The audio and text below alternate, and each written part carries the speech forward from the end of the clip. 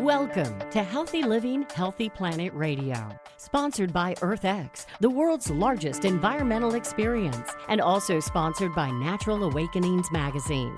Live your healthiest life on a healthier planet. Now here's your host, Bernice Butler. Welcome to Healthy Living, Healthy Planet Radio today. We are now in our 5th season, and we are more excited than ever to help you explore and understand that unbreakable relationship between your health and the health of the planet. Here we look at the hottest topics related to our environment and its sustainability and how they affect your health and wellness. Here are issues like climate change, plastic pollution, extreme weather events, and others will meet up with everyday impacts like allergies and asthma, digestive issues and gut health, cancers, lung, heart issues, and more. So listen in today as we interview experts for today's show on energy production and consumption, which we've been talking about all month. Now, we're going to look specifically or focus in on the impact of climate change on energy security and human rights. And this is our last show in our series on energy production and consumption. And we wanted to unpack this subject because it tends to kind of bring everything together, but focusing in on the human terms of human impacts. And so today we're going to look at navigating the nexus of climate change, energy security, and human rights. Now, in the hustle and bustle of our everyday lives, it's very easy to overlook the intricate web connecting our energy consumption, production, climate change, and the fundamental human rights that we often take for granted. But today, we're going to look to unravel this story of how all these elements interact, influencing not just the environment, but our health, and even more so, our very way of life. So at the heart of this tale lies the dual challenge of energy production and energy consumption. Our insatiable demand for energy, largely fueled by conventional sources like coal and oil, has set in motion a series of events that now threaten the delicate balance of our planet. As temperatures rise and extreme weather events become more frequent, the impact on both energy security and human rights becomes increasingly palpable. First, let's explore the concept of energy security. For most of us, the flip of a switch or turning the key in our cars is just a routine action. We take it for granted. We can do it with our eyes closed and one hand tied behind our back. But behind this convenience lies a complex network of energy sources, vulnerable to the unpredictable effects of climate change. Fossil fuels, which unfortunately still remains the backbone of our energy infrastructure, contribute significantly to greenhouse gas emissions. And the resulting climate change not only poses physical threats to energy infrastructure, but also creates geopolitical tensions over these dwindling resources. So imagine a world where energy shortages are not just an occasional inconvenience, but a daily struggle for our survival. Vulnerable communities and more communities are becoming vulnerable, including our own. They're often located in areas prone to climate change disasters. And again, that too is spreading to everywhere. And they find themselves at the forefront of this battle. Access to reliable and affordable energy is crucial for basic needs such as food production, healthcare, and education. And so when climate change disrupts these essential services, it directly infringes upon the human rights of these communities and increasingly infringing upon the human rights of us all. So consider the impact on the right to life itself, which is a fundamental basic human right. As extreme weather events become more frequent and more severe, so do the risk to human life. Heat waves, floods, and hurricanes not only displace communities and individuals, but also lead to increased mortality rates. The nexus between climate change, energy security, and human rights is undeniably intertwined, affecting the most vulnerable among us and increasingly coming for us all. Moreover, the right to a healthy environment, though not explicitly mentioned in many human rights frameworks, is implicitly at stake in the face of climate change.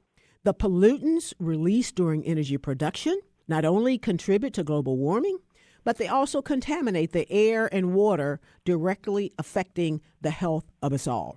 Those who suffer the most are often those with the least resources to adapt. And that is a great reminder that environmental issues are fundamentally also human rights issues.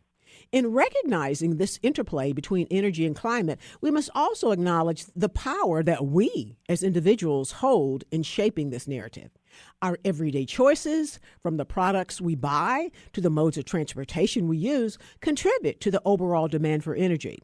So by making sustainable choices, we can collectively reduce our carbon footprint and advocate for a shift toward cleaner, renewable energy sources.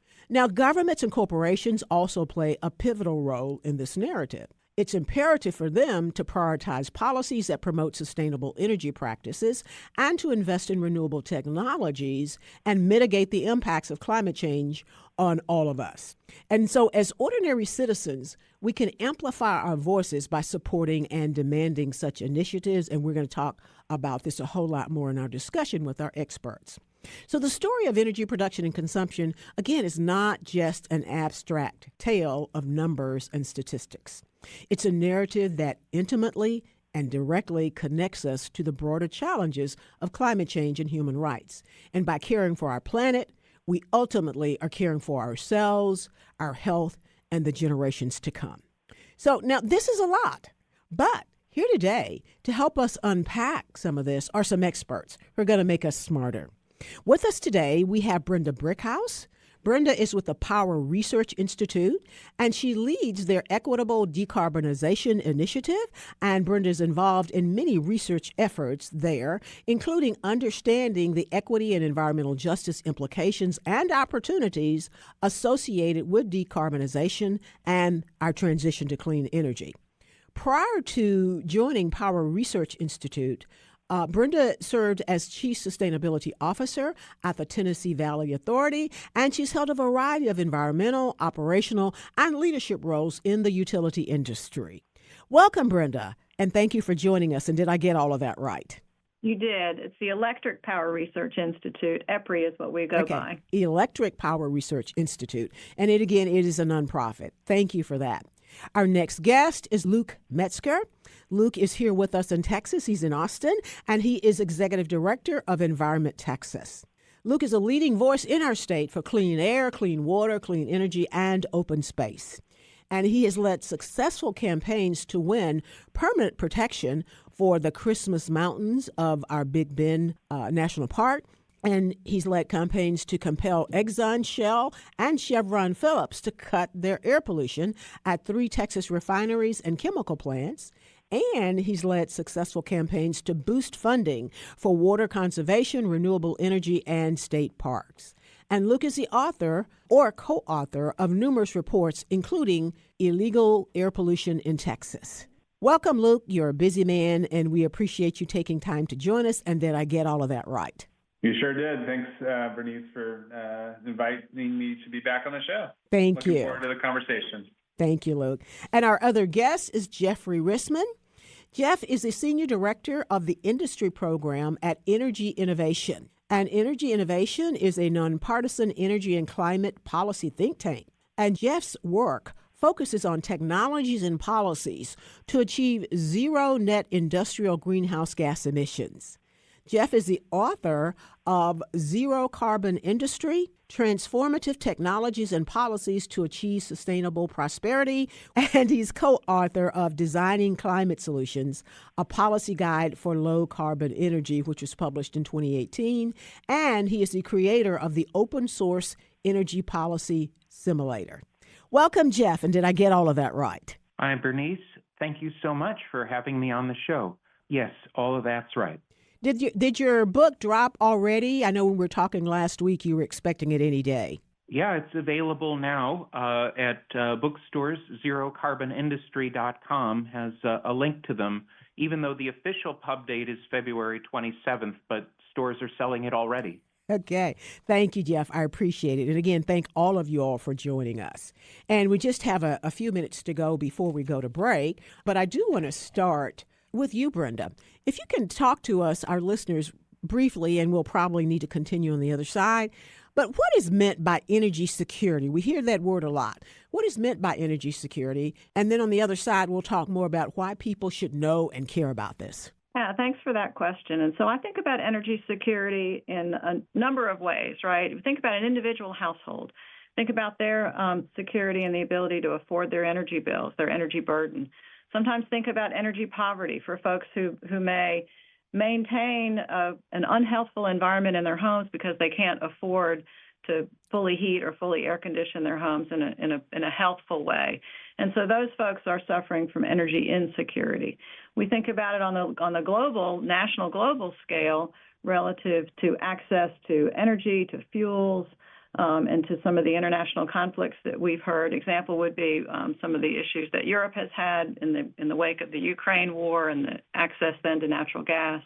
So I think of energy security in that broad spectrum from the household to the national and global scale. And I want to go to you for just a few seconds, Luke, before we go to break, in terms of talking a little bit more, too, about energy security and bringing it closer to home so people really understand why to care is not an option. But I am told now that we have to go to break. So, Luke, we will start with you on the other side. Thank you all. We want to give a shout out now to our sponsors. That is Natural Awakenings, Dallas-Fort Worth Metroplex Magazine, the Green, Healthy, and Sustainable Living Authority for the DFW Metroplex and North Texas communities.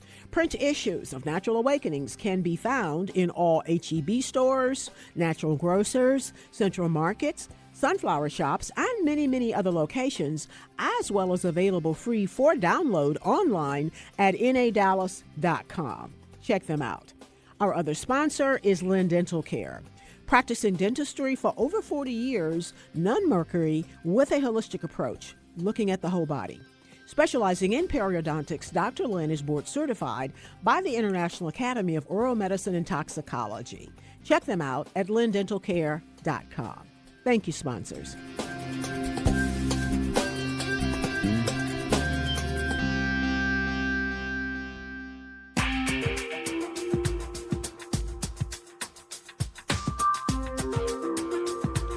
Welcome back to Healthy Living, Healthy Planet Radio. To today's show on energy production and consumption, as we focus in on the nexus of climate change, energy security, and human rights. And we are back with Brenda Brickhouse with the Electric Power Research Institute, with Luke Metzer with Environment Texas, and Jeffrey Rissman at the Energy Innovation Company. Again, thank you all for joining us. And so we want to go back to Luke and resume our conversation about our definitions, or making sure people understand what is meant by energy security. So, Luke, as you talk about this, though, can you give some examples where people have really experienced energy insecurity, perhaps on short-term or short-related instances, but also tell us about some potentials so that they can really get what we mean by energy security and how really we're all being impacted by it minute by minute? Yeah, sure, Bernice. I think the best example of energy insecurity for me is Winter Storm Uri, 3 years ago, where millions of us here in Texas, including my family, lost power for 3 days. And so I think, for me, the core definition of energy security is being, making sure that the power is available when we want it and we need it. We had hundreds of people died in Texas during that storm due in part to power failures, and we know that good news is that we've made progress here in Texas in the last few years in strengthening the electric grid so that the chance of a prolonged outage like we saw during Uri is a lot lower. And then the other thing that we've seen is that more and more households are starting to invest in rooftop solar and battery storage so that if there ever is a blackout, that the lights can, and more importantly, the heat or air conditioner can stay on during those periods. We've seen particularly a huge uptick in rooftop solar here in Texas in the last several years since Uri. In the last decade, it's been a tenfold increase the number of people who have chosen to install rooftop solar. So a lot of things that people can do, and particularly with new federal tax credits, 30% off the price of solar and storage. it's increasingly affordable for people. Indeed. But I want to go back and put a fine point on it, that people know how it feels when we do not have energy. And that's the subject of energy security. Here in Texas with ice storms, and I'm sure every part of the country has had their own issues. I lived in South Florida for 17 years.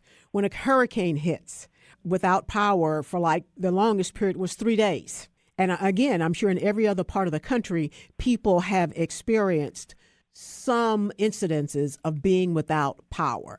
That's how it feels. And that's why we talk about, that's why we must be concerned about energy insecurity from when we don't get it. So, thank you all for belaboring with me as I make that point to people as to why this really, really is a big concern. But I want to go back to you for a moment, Luke, and then I want to go over to actually Jeff as well as Brenda, because I want to talk about some ways that we're all exposed to energy security beyond our weather here in Texas or the weather in South Florida or the weather in the Northeast. What are those other ways that could just strike and fall on us any moment? Luke, if you would start that conversation. Yeah, sure. Well, I think, we know that our electric supply is absolutely vulnerable to extreme weather. And with climate change, we're seeing far greater frequency and severity of extreme weather, whether it's, hurricanes, hitting the Atlantic or Gulf coasts. People, having to evacuate and then not having, energy because they're, in a shelter perhaps somewhere or living out of their car. And then certainly, the extreme cold we saw, but also then the extreme heat.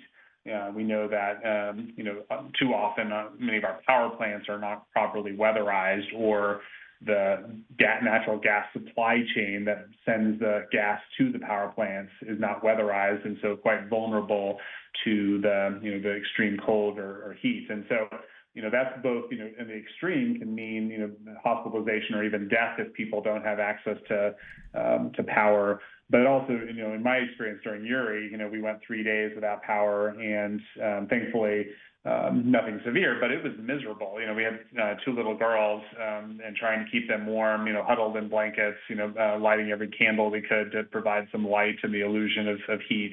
And it was a lousy experience. I don't think anyone certainly I don't want to ever experience that again. And the impact was not evenly distributed. I know people in Austin, all my family's in Austin. I know people in Austin who were without power for up to a week as well. So it was. And then also, many people lost water, which was, many of the water treatment plants lost power themselves. And so were unable to supply water. And so some people, thankfully we didn't, but some people lost both water and power for a week. And what a disaster that was. Indeed, indeed. I want to move to you, Jeff, too, if you can talk to us about some potential reasons for concern about energy insecurity out there as well, examples that people may not be aware of or may not have thought of, but daily, right now, it is still perhaps a threat or potential threat to our energy insecurity. Of course. So energy security is also important for industry and industrial firms, which are the focus of my work. Industrial firms are important employers that provide the economic livelihood for people in their communities. And about half of industrial facilities need to operate 24/7 or choose to, because they want to get the value out of their machinery. They don't want to cool down. Say if they're making steel, they want to keep their furnaces hot. And so having an uninterrupted energy supply is crucial to keep these businesses operating and producing the products we need every day, and employing the people that and providing income that impacts everyday families and households. Businesses can be vulnerable also to disruptions in their supply chain. So even if one facility has power, if a supplier that provides them with key materials or parts that they need loses power, then there still might be impacts on that downstream facility if they have trouble getting the parts they need. So energy security is very much important in the industry sector and to the people whose livelihoods are supported by it. And what you just described, and thank you so much for giving us an example, what you just described really shows us how energy security affects all of us. And many of us would probably not have thought of what you described, but it's reminiscent to me of some of the things that happened in COVID. You know, as you mentioned, about half of the industrial facilities across our country need to go 24/7. If they don't have power, they can't go 0/7. And that then ripples into people's jobs, people not being able to go to work, not making money. So it's rippling through the economy. And depending on how long it's off, it's, you know, our very security. Can we afford to take care of our families by food? The second thing that affects is our stuff that these plants are producing. All of our stuff that we like, food, basics, essentials, that's being disrupted because the plants can't run and people can't go to work. And then even beyond that is the supply chain. You know, are they getting the ingredients, the raw ingredients or the additive ingredients they need to make whatever it is they make? That's like a giant wave. And most of us just don't think about that when we think about energy security. But that was the point I want to make. It's just how important that is and how it affects each and every one of us, whether our power goes out or not. So thank you all so much for indulging me as we kind of ferret that out. And so I want to go back now to you, Brenda. How is technology being utilized to address the challenges posed by climate change on our energy security or insecurity? Yeah, thanks for that. And I also want to appreciate the conversation that happened right before. And to your point about energy insecurity affecting us all, I also want to give a shout out to those folks who are low income and under-resourced. You know, I think, Luke talked about the hardships in his family, and we were without power here from a windstorm a little while ago and lost all the food in the refrigerator.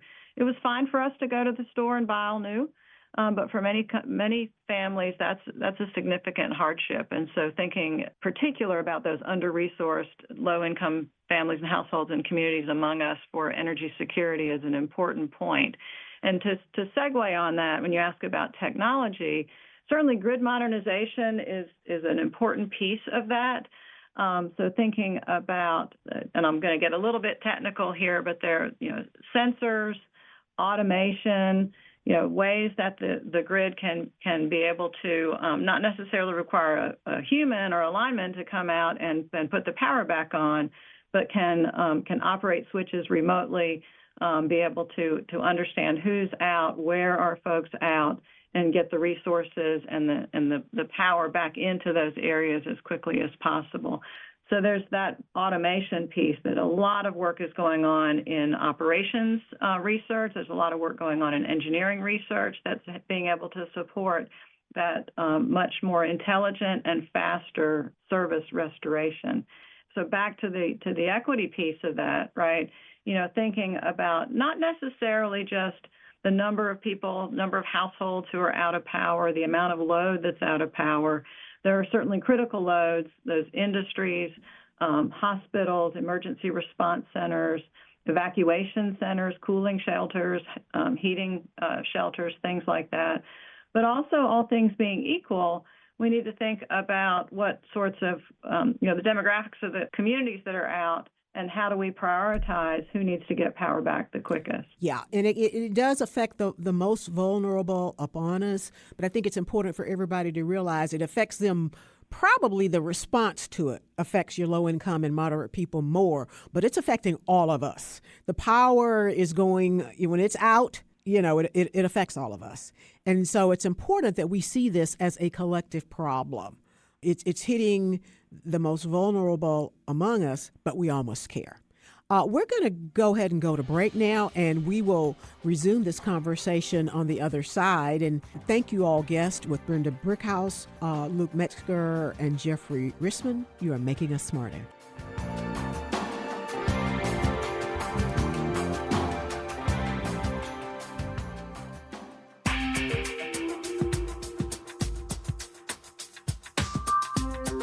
Welcome back to Healthy Living, Healthy Planet Radio. Today's show on energy production and consumption, and we're unpacking the intersection of the impact of climate change on energy security and human rights. And we are back with Brenda Brickhouse with the Electric Power Research Institute, Luke Metzger with Environment Texas, and Jeffrey Rissman with the Energy Innovation Company. And again, thank you all for being with us. I want to move to you now, Luke, because we were kind of talking about this before we went on break, and that is, how can we communicate the urgency of climate change and climate action, specifically as we're talking about energy and energy consumption and production today, but how can we communicate the urgency of that to everyday citizens who might not feel directly involved in environmental issues? Now, we just talked about when the power goes out, and that's one, and to make them realize that's affecting us all and how it could be much worse and much longer, and a lot of different things could impact. But how do we get that across? That really is the purpose for Healthy Living, Healthy Planet Radio, is to take some of this research and the work that a lot of y'all are doing and try to break it down for them and show them that to care about this stuff is really not an option. It is really an existential necessity. Yeah, it's a great question. Something we grapple with regularly. Like, how do we communicate? And I think, some people think, there's, tons of climate deniers out there, right? And there are some out there, but I think they're louder than the actual representation, of the public. And if somebody's, hardcore just refusing to accept the science, you're probably not going to convince them. But most of us, are either already accepting the science and concerned about the projections, or on the fence and curious and open to hearing arguments. And those are the people really you want to focus your time with. But I think talking about the impacts, whether it's power outages or wildfires or extreme heat, the hottest year on record, here in Texas last year, hundreds of people died due to extreme heat.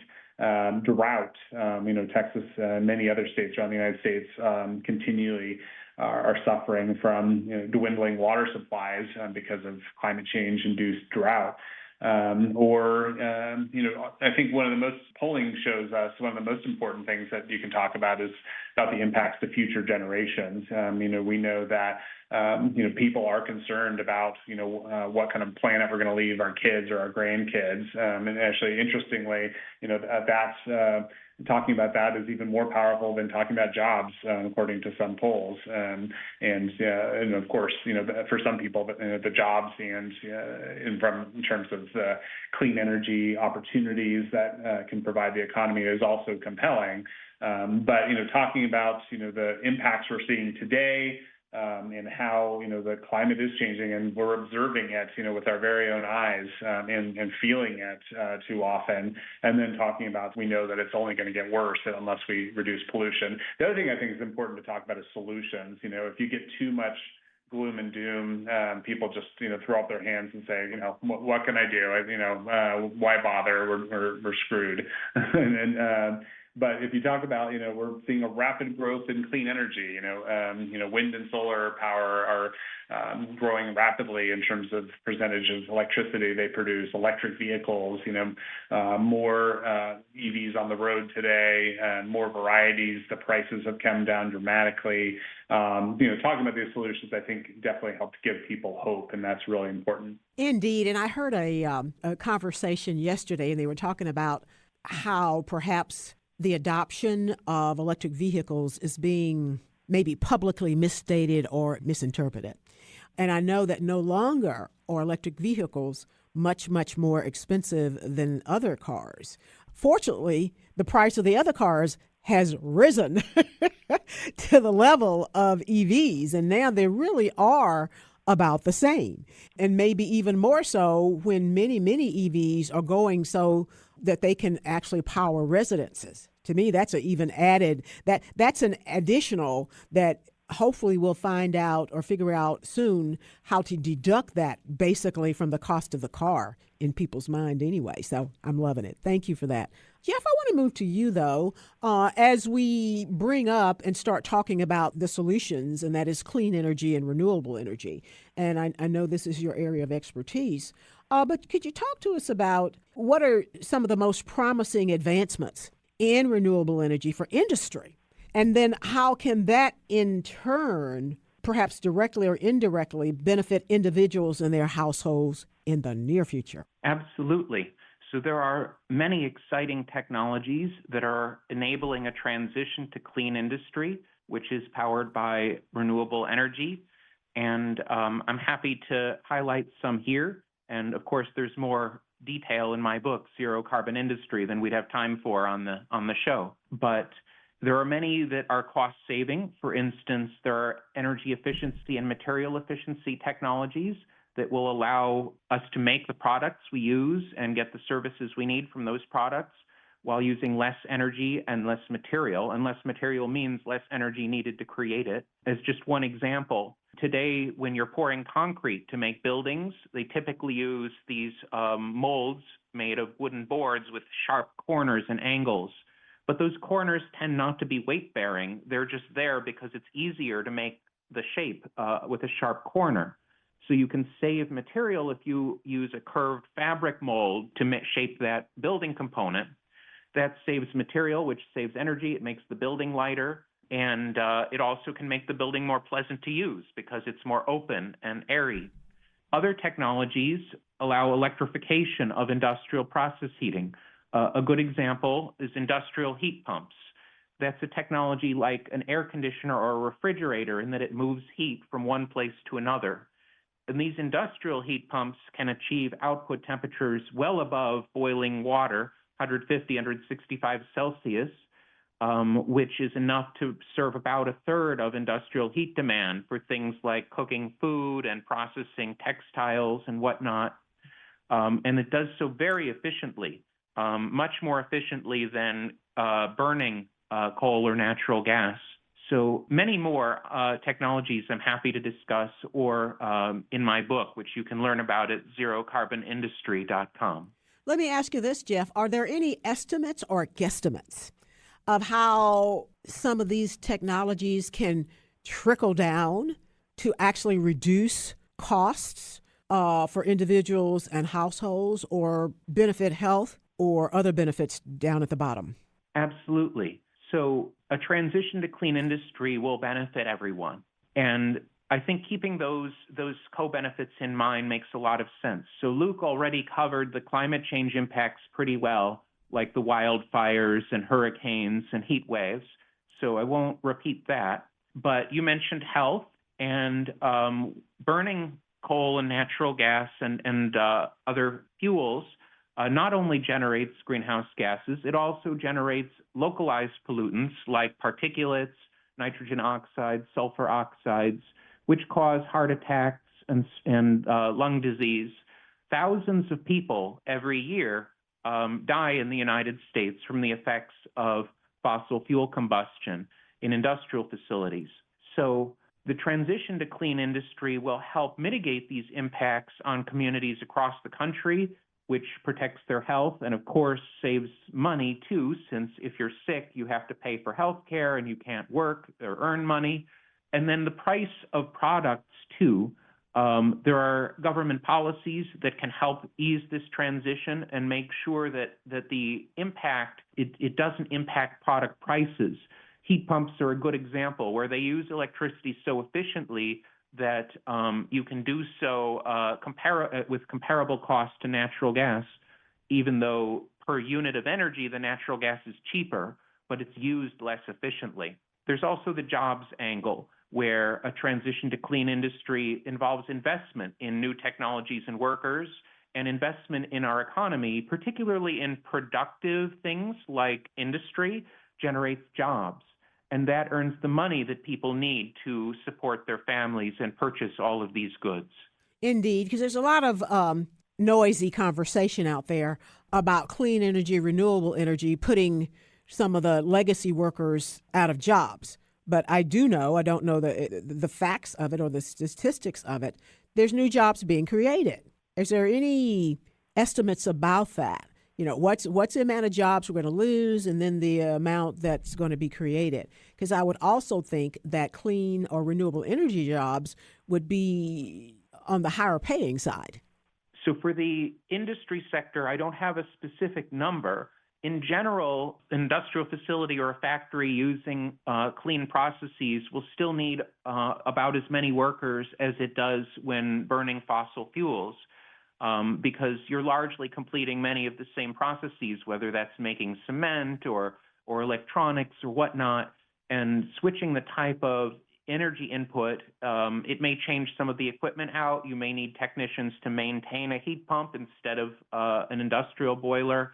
But on the whole, I do not expect any real job losses in these industries, just a change in the nature of the technologies they'll be using. Yeah, different types of jobs.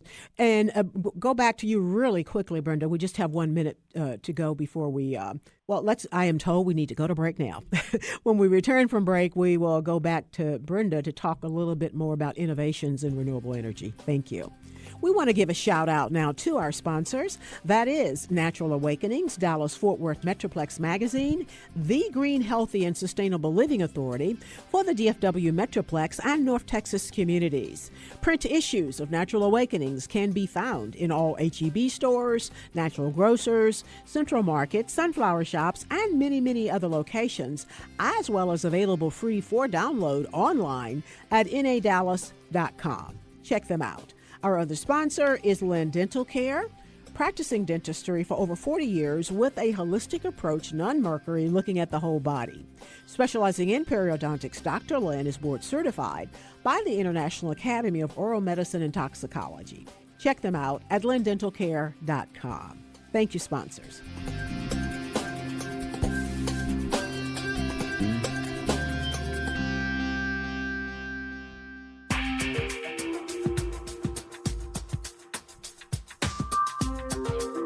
Welcome back to Healthy Living, Healthy Planet Radio today, and our show on energy production and consumption, and we're looking at the impact of climate change on energy security and human rights. And we are with three experts who are making us smarter. Today we have with us Brenda Brickhouse with the Electric Power Research Institute, Luke Metzger with Environment Texas, and Jeff Risman at the Energy Innovation Institute. Again, thank you all for being with us. I want to go now back to Brenda. If you can talk to us about any innovations, or are there, or what are they, innovations in renewable energy that have the potential to enhance our energy security? Absolutely. Thanks for that question. I want to start with the basics, right? And we're talking about how ordinary people and individual households can participate in this clean energy transition. And one of the most effective energy technologies is energy efficiency. And so thinking about weatherization, building envelope improvements, as well as electrification to use far less energy in our daily lives than we are currently using.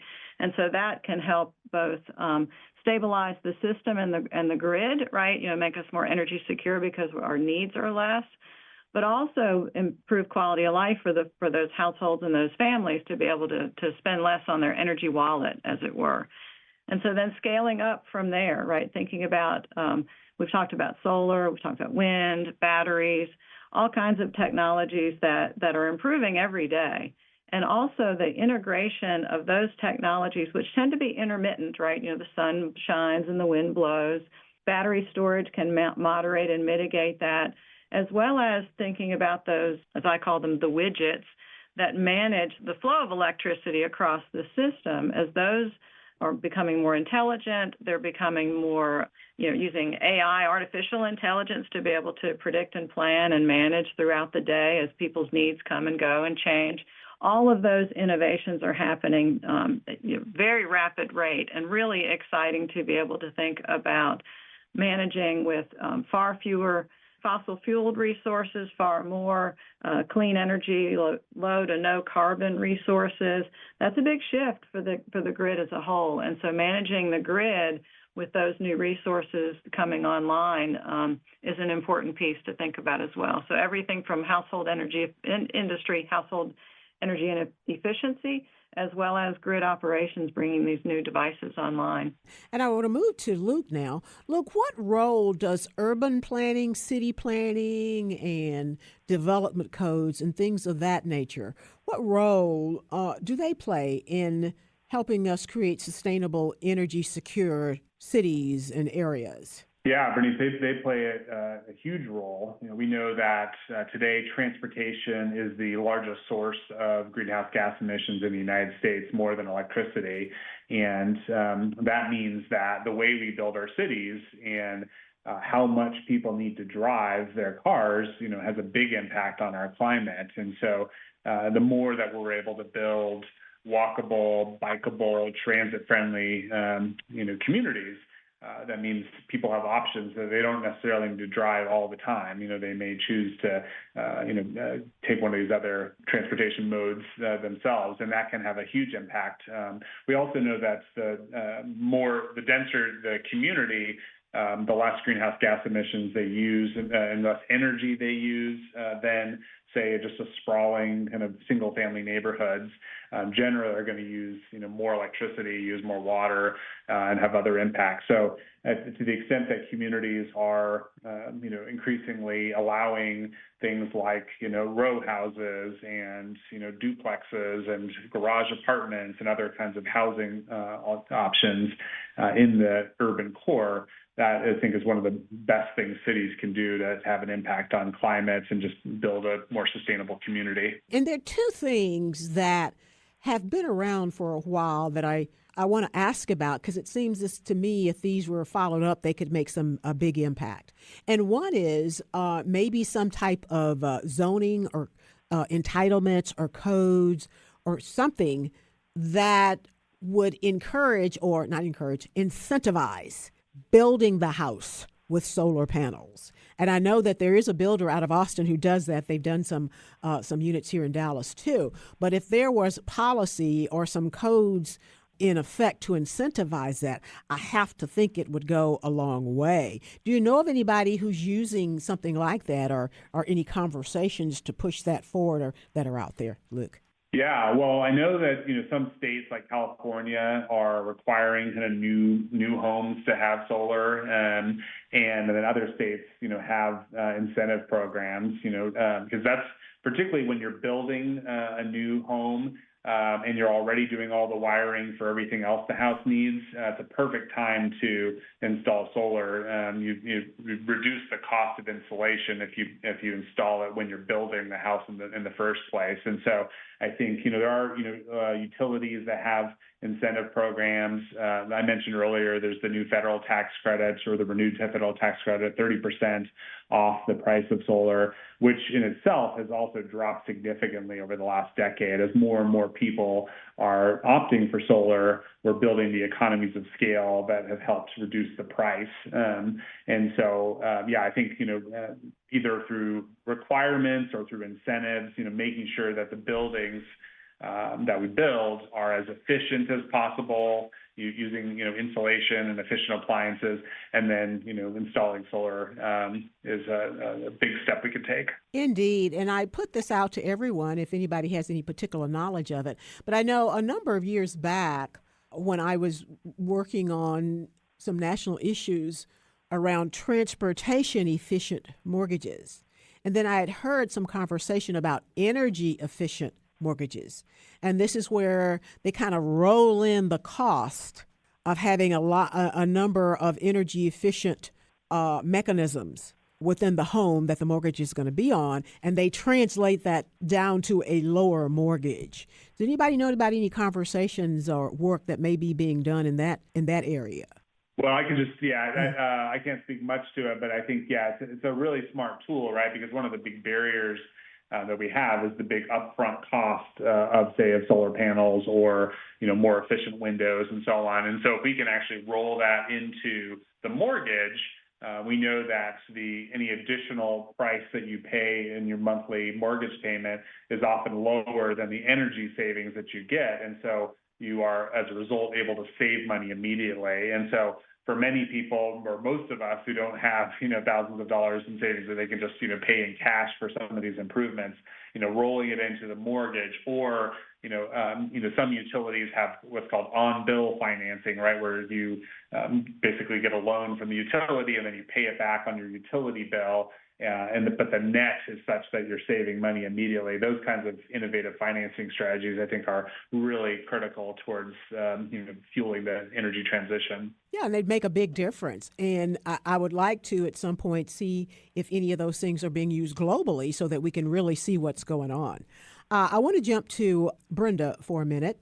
Brenda, how does climate change impact national security? And what are some of the implications for energy security at that broader level? Yeah, one of the things that we're working on at EPRI is an initiative called Climate Ready, and it's READI, so it's the Resilience and Adaptation Initiative. And so we're taking a look from that national, if not bigger, right, the global climate, looking at climate data. How do we understand what's happening to climate change, extreme weather, storms, floods, wildfires, all of that. So thinking about those impacts and being able to scale those down to more regional and local levels so that we can plan much better for the system, so that we can plan grid hardening, things to do with the power lines and with the power plants to be able for them to withstand the extreme temperatures or the extreme weather that they might experience. So that predictive capability is something that we're taking a good hard look at. And then looking at the assets themselves, right? I mentioned it, to the power lines, to the power plants, to the solar panels, to whatever those technologies and installations and infrastructure look like. How do we understand what climate change is happening to those particular assets? And then how are they vulnerable? And then how can we mitigate and manage those impacts coming on? So with the changes, you guys mentioned the Winter Storm Uri, and some of the plants and other facilities may not have been designed for the extreme cold temperatures that they experienced. And so being able to understand much better what those climate impacts are likely to be and what those particular vulnerabilities are at different aspects and points in the system, that's something that we can do, like I said, at the national scale, but really coming down as well into that regional and local scale to be able to improve energy security for everyone. Indeed. And the operative word that you mentioned is predictive. We can do some of that now. We can predict that in any given season, some area of our country is going to have a weather issue that's going to affect power for sure. And we just have 1 minute to go, and I want to give 1/2 of a second to you, Luke. What is perhaps maybe a very powerful or positive example of communities themselves making a difference in mitigating climate change that you can tell us about in 1/2 a minute? Yeah, well, one good example is the city of Houston is taking an old landfill and building a community solar farm on top of it, in an area, predominantly low-income African-American community. Instead of this giant, horrible landfill, have a community solar farm. City of Austin has committed to all-electric school buses. And that's exciting, both because it'll mean fewer greenhouse gas emissions, less diesel exhaust for the kids, but also an energy source. We could use those electric buses as rolling batteries during blackouts, hurricanes, to power operations. One single bus could power 5 operating rooms for 8 hours. So a lot of great. I love that. We need to hear much more about that. And again, thank you all so much. You've really, I think, moved the ball forward in helping just ordinary citizens in their everyday lives understand our state of energy security or energy insecurity. We have been with Brenda Brickhouse with Electric Power Research Institute, Luke Metzger with Environment Texas, and Jeffrey Rissman at Energy Innovation. Thank you all. And we want to thank you, listeners, for listening in to Healthy Living, Healthy Planet Radio today. The conversation starts here, but our goal is for it to continue in your home, in your social circles, your workplaces, at the water cooler, and even in the grocery checkout line, so that we can all work together to realize that healthy living is simply not possible without a healthy planet. Our culture is a result of 1 trillion tiny acts taken by billions of people every day like yourselves. And each of those tiny acts can seem insignificant, but all of them add up one way or the other to the change that we each live through. This is your host, Bernice Butler. Thank you for listening in today, and join us for more Healthy Living, Healthy Planet Radio, and listen to any of our past shows on podcast wherever you get yours. Thank you.